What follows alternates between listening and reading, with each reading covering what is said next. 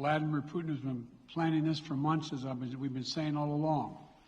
He moved more than 175,000 troops, military equipment, and positions along the Ukrainian border.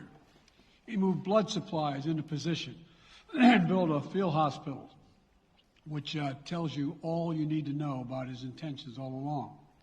He rejected every good faith effort the United States and our allies and partners made to address our mutual security concerns through dialogue to avoid needless conflict and avert human suffering. For weeks, we have been warning that this would happen. And now it's unfolding largely as we predicted. In the past week, we've seen shelling increase in the Donbass, a region in eastern Ukraine controlled by Russian-backed separatists. The Russian government has perpetrated cyber attacks against Ukraine. We saw a staged political theater in Moscow, outlandish and baseless claims that Ukraine was about to invade and launch a war against Russia, that Ukraine was prepared to use chemical weapons, that Ukraine committed a genocide. Without any evidence, we saw a flagrant violation of international law in attempting to unilaterally create two new so-called republics on sovereign Ukrainian territory. And at the very moment that the United Nations Security Council was meeting to stand up for Ukraine's sovereignty, to stave off invasion, Putin declared his war. Within moments, missile strikes began to fall on historic cities across Ukraine. Then came the air raids, followed by tanks and troops rolling in. We've been transparent with the world. We've shared declassified evidence about Russia's plans and cyber attacks and false pretexts so that there could be no confusion or cover-up about what Putin was doing. Putin is the aggressor. Putin chose this war, and now he and his country will bear the consequences. Today, I'm authorizing additional strong sanctions and new limitations on what can be exported to Russia. This is going to impose severe cost on the Russian economy, both immediately and over time. We have purposely designed these sanctions to maximize the long-term impact on Russia and to minimize the impact on the United States and our allies. And I want to be clear, the United States is not doing this alone. For months, we've been building a coalition of partners representing well more than half the global economy. 27 members of the European Union, including France, Germany, Italy, as well as the United Kingdom, Canada, Japan, Australia, New Zealand, and many others, to amplify the joint impact of our response. I just spoke with the G7 leaders this morning, and we're in full and total agreement. We will limit Russia's ability to do business in dollars, euros, pounds, and yen to be part of the global economy. We'll limit their ability to do that. We're going to stunt the ability to finance and grow the Russian military. We're going to impose and we're going to impair their ability to compete in high-tech 21st century economy. We've already seen the impact of our actions on Russia's currency and the ruble, which early today hit its weakest level ever in history. The Russia stock market plunged today. The Russian government borrowing rate spiked by over 15%. In today's actions, we've now sanctioned Russian banks that together hold around $1 trillion in assets. We've cut off Russia's largest bank, a bank that holds more than 1/3 of Russia's banking assets by itself, cut it off from the U.S. financial system. And today, we're also blocking 4 more major banks. That means every asset they have in America will be frozen. This includes VTB, the second largest bank in Russia, which has $250 billion in assets. As promised, we're also adding the names to the list of Russian elites and their family members that we're sanctioning as well. As I said on Tuesday, these are people who personally gain from the Kremlin's policies, and they should share in the pain. We will keep up this drumbeat of those designations against corrupt billionaires in the days ahead. On Tuesday, we stopped the Russian government from raising money from U.S. or European investors. Now we're going to apply the same restrictions to Russia's largest state-owned enterprises, companies with assets that exceed $1.4 trillion. Some of the most powerful impacts of our actions will come over time as we squeeze Russia's access to finances and technology for strategic sectors of its economy and degrade its industrial capacity for years to come. Between our actions and those of our allies and partners, we estimate that we'll cut off more than half of Russia's high-tech imports. It will strike a blow to their ability to continue to modernize their military. It will degrade their aerospace industry, including their space program. It will hurt their ability to build ships, reducing their ability to compete economically. And it will be a major hit to Putin's long-term strategic ambitions. And we're preparing to do more. In addition to the economic penalties we're imposing, we're also taking steps to defend our NATO allies, particularly in the East. Tomorrow, NATO will convene a summit. We'll be there to bring together the leaders of 30 allied nations and close partners to affirm our solidarity and to map out the next steps we will take to further strengthen all aspects of our NATO alliance. Although we provided over $650 million in defensive assistance to Ukraine just this last year, let me say it again. Our forces are not and will not be engaged in the conflict with Russia in Ukraine. Our forces are not going to Europe to fight in Ukraine, but to defend our NATO allies and reassure those allies in the East. As I made crystal clear, the United States will defend every inch of NATO territory with the full force of American power. And the good news is, NATO is more united and more determined than ever. There is no doubt that the United States and every NATO ally will meet our Article 5 commitments, which says that an attack on one is an attack on all. Over the past few weeks, I ordered thousands of additional forces to Germany and Poland as part of our commitment to NATO.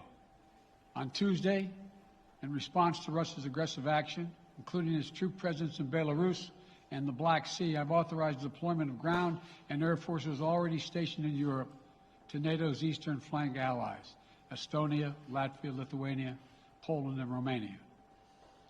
Our allies have also been stepping up, adding the other allies, the rest of NATO, adding their own forces and capabilities to ensure collective defense. And today, within hours of Russia's unleashing its assault, NATO came together and authorized and activated an activation of response plans. This will enable NATO's high readiness forces to deploy and when and where they are needed to protect our NATO allies on the eastern boundaries of Europe. And now I'm authorizing additional U.S. force capabilities to deploy to Germany as part of NATO's response, including some of the U.S.-based forces that the Department of Defense placed on standby weeks ago. I've also spoken with Defense Secretary Austin and Chairman of the Joint Chiefs, General Milley, about preparations for additional moves should they become necessary to protect our NATO allies and support the greatest military alliance in the history of the world, NATO. As we respond, my administration is using the tools, every tool at its disposal to protect American families and businesses from rising prices at the gas pump.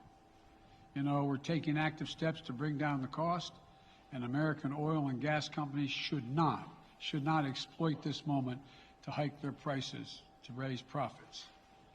You know, in our sanctions package, we specifically designed to allow energy payments to continue.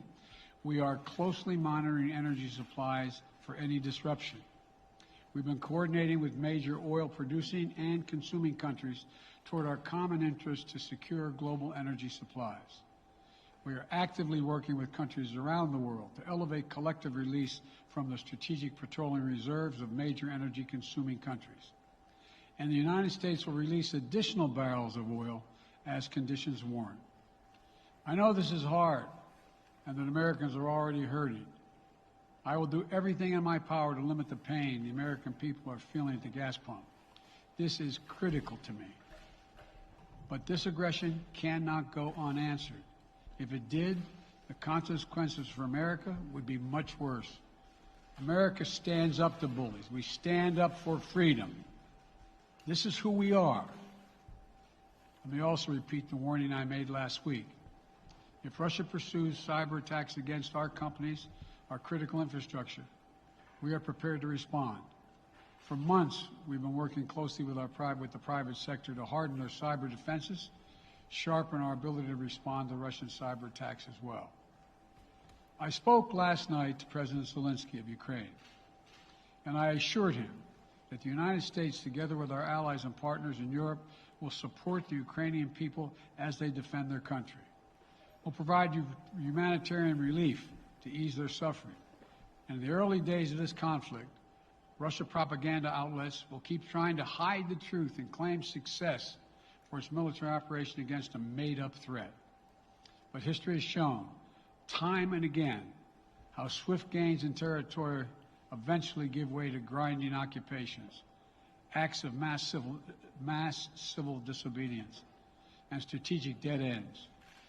The next few weeks and months will be hard on the people of Ukraine. Putin has unleashed a great pain on them. But the Ukrainian people have known 30 years of independence. And they have repeatedly shown that they will not tolerate anyone who tries to take their country backwards. This is a dangerous moment for all of Europe, for the freedom around the world. Putin has committed an assault on the very principles that uphold the global peace. But now, the entire world sees clearly what Putin and his Kremlin allies are really all about. This was never about a genuine security concerns on their part. It was always about naked aggression, about Putin's desire for empire by any means necessary, by bullying Russia's neighbors through coercion and corruption, by changing borders by force, and ultimately by choosing a war without a cause. Putin's actions betray his sinister vision for the future of our world, one where nations take what they want by force. But it is a vision that the United States and freedom-loving nations everywhere will oppose with every tool of our considerable power. The United States and our allies and partners will emerge from this stronger, more united, more determined, and more purposeful. And Putin's aggression against Ukraine will end up costing Russia dearly, economically and strategically. We will make sure of that. Putin will be a pariah on the international stage. Any nation that countenances Russia's naked aggression against Ukraine will be stained by association. When the history of this era is written, Putin's choice to make a totally unjustifiable war on Ukraine will have left Russia weaker and the rest of the world stronger. Liberty, democracy, human dignity, these are the forces far more powerful than fear and oppression. They cannot be extinguished by tyrants like Putin and his armies. They cannot be erased from people's hearts and hopes by any amount of violence and intimidation. They endure. In the contest between democracy and autocracy, between sovereignty and subjugation, make no mistake, freedom will prevail. God bless the people of a free and democratic Ukraine. May God protect our troops. Associated Press, Zeke. Do you have any plans to speak with President Putin at this point? And what interactions have you had with the Russian government? I heard the first part. Do I have any plans to speak with Putin at this point, and what? What communications have you had with the Kremlin as far as military offers to Ukraine and making sure this does not spiral into a larger conflict? Well, it's a large conflict already. The way we're going to ensure it's not going to aspire to a larger conflict is by providing all the forces needed in the Eastern European nations that are members of NATO. NATO is more united than it's ever been, and I have no plans to talk with Putin. Wall Street Journal, Tarina. Mr. President, you didn't mention SWIFT in your sanctions that you announced. Is there a reason why the U.S. Isn't doing that? Is there a disagreement among allies regarding SWIFT and whether Russia should be allowed to be a part of it? The sanctions that we proposed on all their banks have of equal consequence, maybe more consequence than SWIFT, number one. Number two, it is always an option, but right now that's not the position that the rest of Europe wishes to take. Cecilia Vega, ABC. Sir, sanctions clearly have not been enough to deter Vladimir Putin to this point. What is going to stop him? How and when does this end? And do you see him trying to go beyond Ukraine? And a second question I'll just give to you now. This statement that he gave last night, the threat that he gave, the West will face consequences greater than any you have faced in history. Is he threatening a nuclear strike? I have no idea what he's threatening. I know what he has done, number one. And number two, no one expected the sanctions to prevent anything from happening. It has to show, this is going to take time, and we have to show resolve so he knows what's coming. And so the people of Russia know what he's brought on them. That's what this is all about. This is going to take time. It's not going to occur. He's going to say, oh my God, these sanctions are coming, I'm going to stand down. He's going to test the resolve of the West to see if we stay together, and we will. We will, and it will impose significant costs on him. Will he go beyond Ukraine, sir? Do you see him going? Yes. Thank you. Two topics, just really quick. First, markets are down and gas prices are up. I know you always stress the difference between Wall Street and Main Street, but everybody seems to be in for some economic pain. How economically painful is it going to get for people in this country? And I do have one more question. First of all, there's no doubt that when a major nuclear power attacks and invades another country, that the world is going to respond, and markets can respond all over the world. So there's no doubt about that, number one. Number two, the notion that this is going to last for a long time is highly unlikely as long as we continue to stay resolved in imposing the sanctions we're going to impose on Russia, period. What's the next question? I'm sorry. The next question is, did you underestimate Putin, and would you still describe him the way that you did in the summer as a worthy adversary? At the time, he was, I made it clear, as an adversary, and I said he was worthy. I didn't underestimate him. And I've read most of everything he's written. Did you read the, I shouldn't, I'm not a wise guy. You heard the speech he made, almost an hour's worth of speeches, why he was going into Ukraine. He has much larger ambitions in Ukraine. He wants to, in fact, reestablish the former Soviet Union. That's what this is about. And I think that his ambitions are completely contrary to the place where the rest of the world has arrived. And with his ambitions, you're confident that these devastating sanctions are going to be as devastating as Russian missiles and bullets and tanks? Yes, Russian bullets, missiles, and tanks in Ukraine. Yes, I am. President Biden, if sanctions cannot stop President Putin, what penalty can? I didn't say sanctions couldn't stop him. You've been talking about the threat of these sanctions for several weeks now. Yes, but the threat of the sanctions and imposing the sanctions and seeing the effect of the sanctions are two different things. They're two different things. And we're now he's going to begin to see the effect of the sanctions. And what will that do? How will that change his mindset here, given he's because attacking it will so Ukraine weaken his country that he'll have to make a very, very difficult choice as to whether to continue to move toward being a second-rate power or, in fact, respond.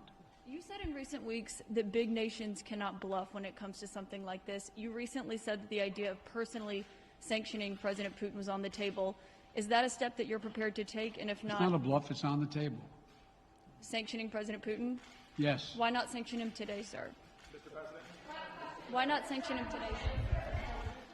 Mr. President, if I can, you detailed some severe and swift new sanctions today and said the impact it will have over time. But given the full-scale invasion, given that you're not pursuing disconnecting Russia from what's called SWIFT, the international banking system, or other sanctions at your disposal, respectfully, sir, what more are you waiting for? Specifically, with the sanctions we've imposed exceed SWIFT. The sanctions we imposed exceed anything that's ever been done. The sanctions we imposed have generated 2/3 of the world joining us. They are profound sanctions. Let's have a conversation in another month or so to see if they're working. Yes. Can I ask you about Zelensky? Sir, you spoke to Vladimir Zelensky yesterday, sir? What's the risk that we are watching the beginning of another Cold War, and is there now a complete rupture in U.S. and Russian relations? There is a complete rupture right now in U.S.-Russian relations if they continue on this path that they're on.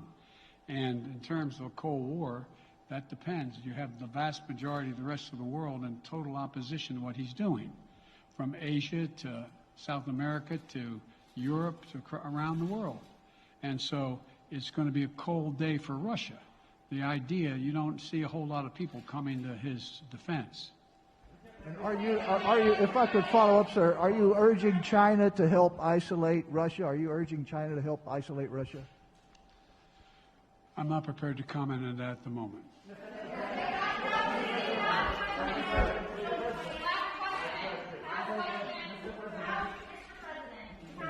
No. Yeah. No. He's had his hand up a long time. Thank you, Mr. President. How concerned are you that Putin wants to go beyond Ukraine into other countries, and the U.S. will have to get involved if he moves into NATO countries? Well, if he did move into NATO countries, he will be involved. We will be involved. The only thing that I'm convinced of is if we don't stop now, he'll be emboldened. If we don't move against him now with these significant sanctions, he will be emboldened. Look, you know, well, anyway.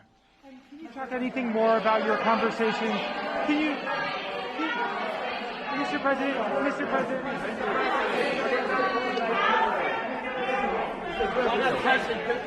Why not sanction Putin directly today? I'm sorry, I can't hear you. Sir, India, which is a major defense partner of the United States, is India fully with you on the issue of Ukraine and Russia? Does the Defense Department of the United States... Sir, India is one of your major defense partners. Is India fully in sync with the United States on Russia? We're in consultation with India today. We haven't resolved that completely. One more question. Okay, thank you all very much. Thank you.